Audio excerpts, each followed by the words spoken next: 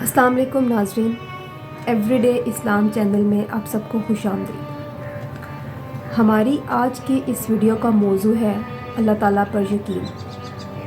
ہم آج کی اس ویڈیو میں دیکھیں گے کہ اللہ پر ہمارا یقین کن حالات میں کیسا اور کتنا کامل ہونا چاہیے، اور اسلام میں اس کے بارے میں ہمیں کیا حکم دیا گیا ہے۔ ان سب سوالات کے بارے میں جاننے کے لیے ہم دیکھیں گے ابھی ڈاکٹر اسرار احمد صاحب کا یہ بیان۔ جو لوگ اللہ پر ایمان لائیں، کہیں کہ ہمارا رب اللہ ہے، پھر اس پر جم جائیں، ان پر فرشتوں کا نزول ہوتا ہے۔ نہ کوئی غم کرو نہ خوف، خوشیاں مناؤ جنت کی جس کا تم سے وعدہ کیا گیا تھا۔ اللہ کی ربوبیت پر اطمینان جب انسان کو ہو جاتا، میرا رب اللہ ہے، ربی اللہ، انسان کے لیے نہ کوئی کھٹکا، نہ کوئی خطرہ، نہ کوئی خوف، نہ کوئی حزن۔ جو کچھ ہو رہا ہے کس کے اذن سے ہو رہا ہے؟ اللہ کے اذن سے۔ اللہ کے اذن کے بغیر پتہ تک نہیں ہلتا۔ یہ کوئی اندھا بہرا مادہ نہیں ہے جس سے مجھے کوئی خوف ہو۔ اندھا بھینسا چلا آ رہا ہو، اس سے تو ڈرنے کا ہر انسان کو ڈرنا چاہیے، نہ معلوم کس کو ٹکر مار دے۔ لیکن نہیں، اس کائنات کو چلانے والا ایک سمیع و بصیر خدا ہے۔ وہ جو میرا دوست ہے، میرا ولی ہے۔ اللہ ولی الذین آمنوا یخرجہم من الظلمات الی النور۔ اللہ اہل ایمان کا ولی ہے، ساتھی ہے، پشت پناہ ہے، مددگار ہے، حمایتی ہے۔ بتائیے جسے یقین ہو جائے کہ اللہ میرا مددگار، اللہ میرا محافظ، اللہ میرا پشت پناہ، اللہ میرا حمایتی، اس کے لیے کوئی خوف ہوگا؟ اس سے کوئی ڈر ہوگا؟ میں مثال دیا کرتا ہوں ایک بہت سادہ، پنجاب کے دیہات کی۔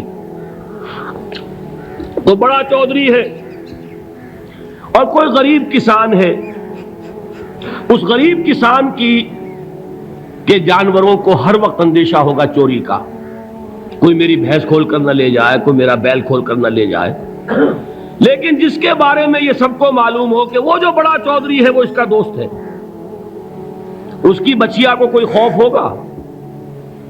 اس کی بھینس پر کوئی ہاتھ ڈالے گا؟ اسے کوئی اندیشہ ہوگا؟ نہیں۔ کیوں؟ کہ وہ بڑا چودھری، بڑا اس کا یہاں کا سردار، جاگیردار، سب کو معلوم ہے وہ میرا دوست ہے، کوئی میرے خلاف اقدام نہیں کر سکتا۔ اس دنیا میں یہ چھوٹی سی بات اگر آپ کے دلی اطمینان اور سکون کا باعث بن سکتی ہے تو ذرا تصور کیجئے۔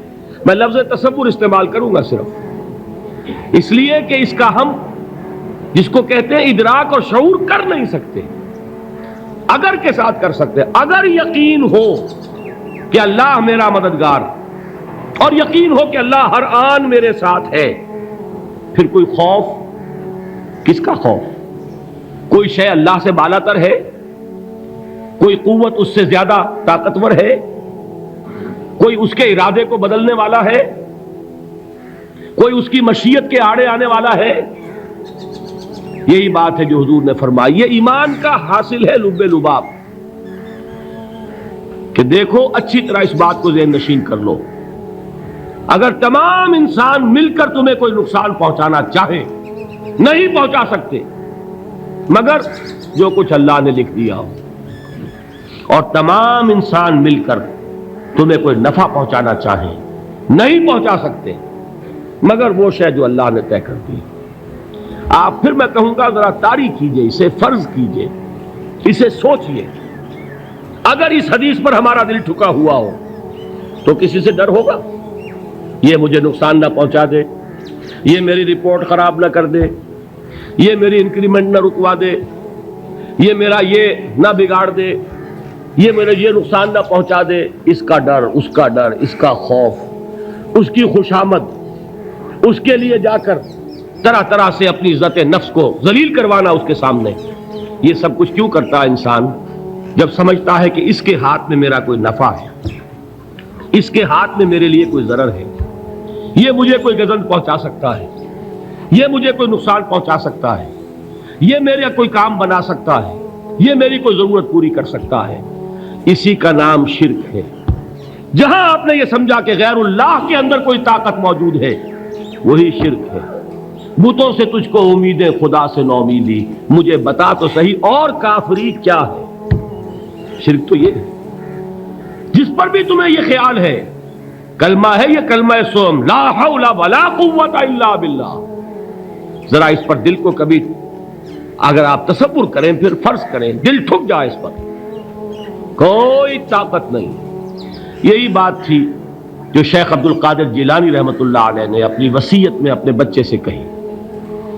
11वीं देने वाले हैं, लेकिन हजरत शेख अब्दुल कादिर जिलानी की वसीयत और तालीमात को कितने लोग हैं तुम जानते हो? ये जिन मकामात तक पहुंचे हैं, वो किस चीज की बदौलत पहुंचे? उन्होंने जो पैगाम दिया वो क्या था? ऐ मेरे बच्चे, जिस तरीके से कुरान मजीद में हजरत लुकमान की नसीहतें जो है नकल कर दी गई हैं, मैं ये अर्ज करूंगा बिलफर्ज अगर कुरान हजरत अब्दुल कादिर जिलानी के बाद नाजिल हुआ होता तो शेख अब्दुल कादिर की ये नसीहतें भी कुरान में दर्ज होती। इतनी ऊंची नसीहतें हैं। ऐ मेरे बच्चे, इस हकीकत को ज़हन नशीन कर ले, ला फाइला फिल हकीकत वला मुअस्सिरा इल्लल्लाह। इस कायनात में न कोई फाइल हकीकी है, न मुअस्सिर हकीकी है सिवाय अल्लाह के। किसी शय में कोई तासीर नहीं अगर अल्लाह न चाहे। आग जला नहीं सकती अगर अल्लाह न चाहे। पानी डबो नहीं सकता अगर अल्लाह न चाहे। जहर हलाक नहीं कर सकता अगर अल्लाह न चाहे। कोई चीज फायदा नहीं पहुंचा सकती अगर अल्लाह न चाहे। तो दर दर पे क्यों सर झुकाते हो? दर दर पर क्यों जबीसाई करते हो? सबके सामने क्यों हाथ फैलाते हो? एक अल्लाह से मांगो, एक अल्लाह के सामने जबीन पर अपनी जबीन रखो। ला फाइला फिल हकीकत वला मुअस्सिरा इल्लल्लाह। नजर आता है हमें कि पानी प्यास बुझा देता है। प्यास बुझाने की सलाहियत पानी में नहीं है, अल्लाह के इज़्न से। खाना भूख मिटा देता है, भूख मिटाने की सलाहियत खाने में नहीं है, इज़्न रब में। देखिए, यही यकीन था। हजरत मूसा अलैहिस्सलाम का वाक़या याद कीजिए। सामने समंदर आ गया है, कौम देखती है पीछे कि गर्दो गुबार का तूफान। मालूम हुआ कि फिरौन अपने लश्कर समेत आ गया। लश्कर जब चलता था तेज रफ्तारी के साथ, तो गर्दो गुबार का जो तूफान उठता था उसका तसव्वुर कीजिए। और लम्हा ब लम्हा वो करीब आ रहा है। पूरी कौम ने क्या कहा? ऐ मूसा इन्ना लमुद्रकून, ऐ मूसा हम तो पकड़े गए। कुरान मजीद ने तो यहां वो बातें नहीं लिखी है, लेकिन तौरात में ये दर्ज है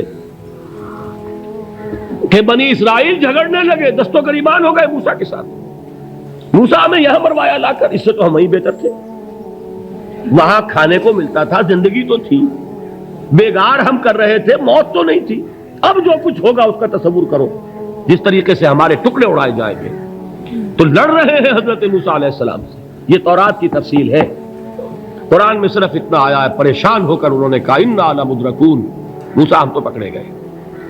उस वक्त मूसा का जवाब क्या है?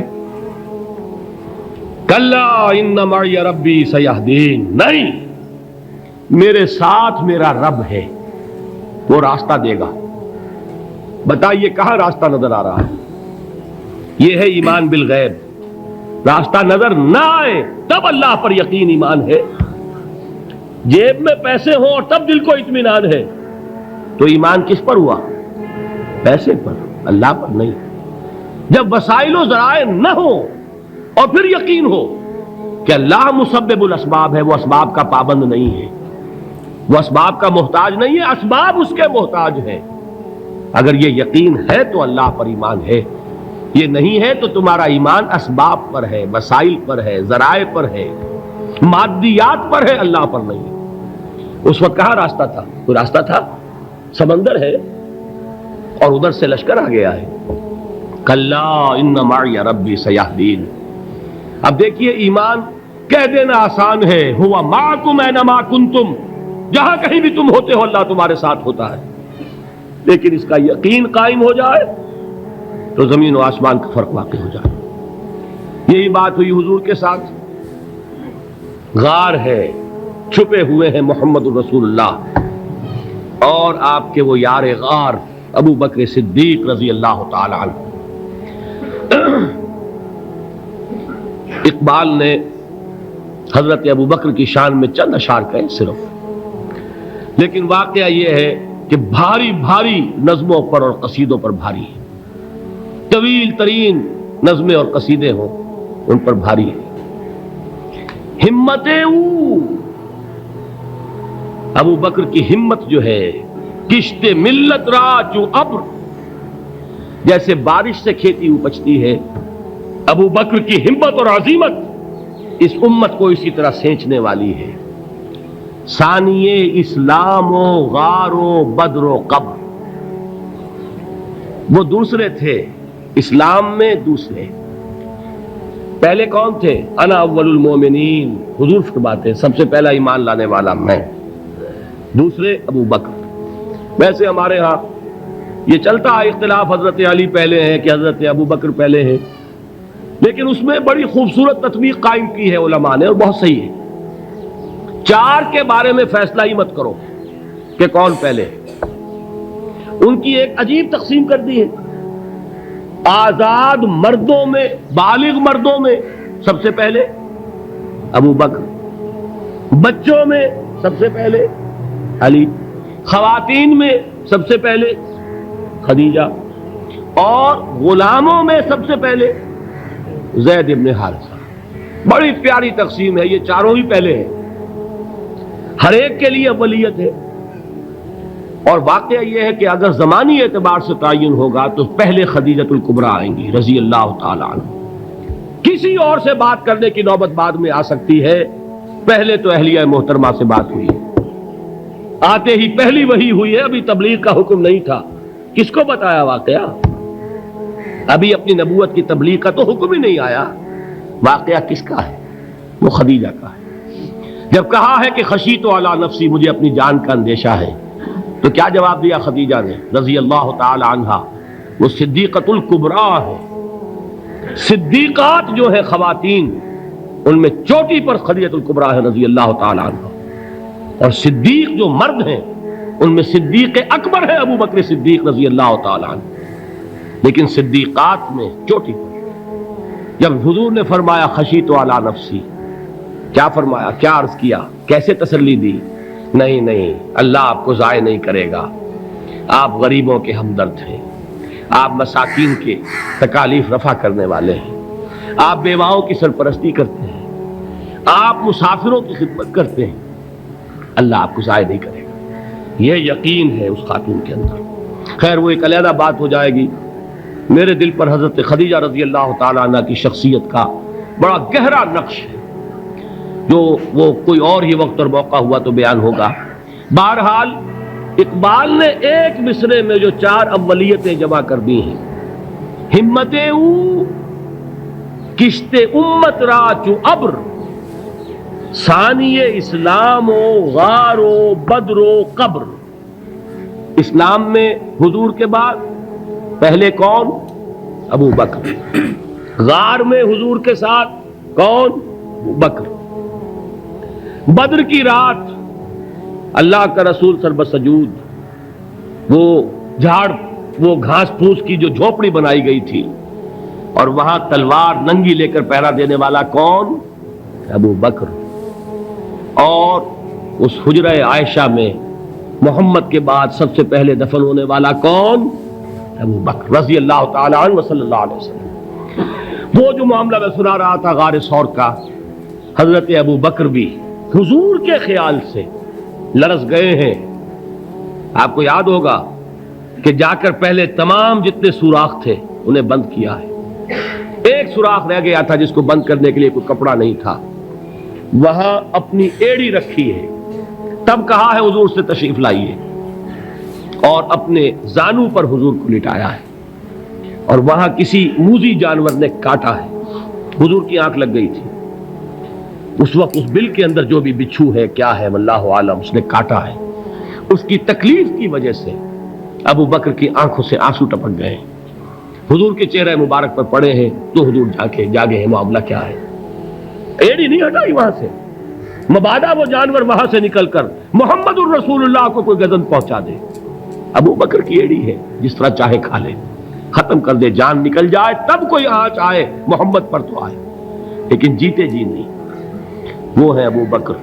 حضور کے خیال سے اس وقت حضور نے پھر اپنا لعاب دہن لگایا ہے اور اس سے پھر آپ کی تکلیف ختم ہوئی. جیسے خیبر میں حضرت علی کی آنکھ دکھ رہی تھی، اس کو جو شفا حاصل ہوئی ہے وہ بھی حضور کے لعاب دہن سے ہوئی. تو بہرحال اس وقت انہوں نے کہا ہے کہ اے نبی یا رسول اللہ، اگر اس وقت ان میں سے کسی نے غیر ارادی طور پر بھی اپنے قدموں کی طرف جھانک لیا تو پکڑے جائیں گے. کیا جواب تھا اللہ کے رسول کا؟ لا تحزن ان اللہ معنا. اللہ ہمارے ساتھ ہے، کیوں گھبراتے ہو ابو بکر؟ یہ ہے ایمان باللہ. میرا مالک اللہ، میرا رازق اللہ، میرا محافظ اللہ، میرا مددگار اللہ، میرا پشت پناہ اللہ، میرا دوست اللہ. یہ دوستی ہے اللہ کی جو لب لباب ہے، حاصل ہے ایمان کا. اسی کا نام ولایت ہے. اولیاء اللہ کے سروں پر سینگ نہیں ہوتے. جس کے دل میں ایمان راسخ ہو چکا ہو وہی اللہ کا ولی ہے. جسے اللہ پر یقین ہو چکا ہے وہی اللہ کا ولی ہے.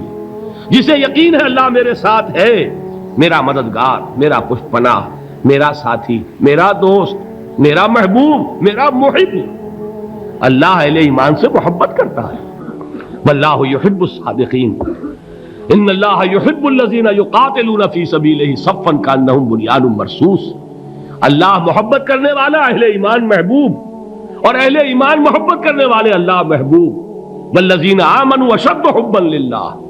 آپ تصور کیجئے جسے یہ رشتہ ایمان یا رشتہ ولایت حاصل ہو جائے، الا ان اولیاء اللہ لا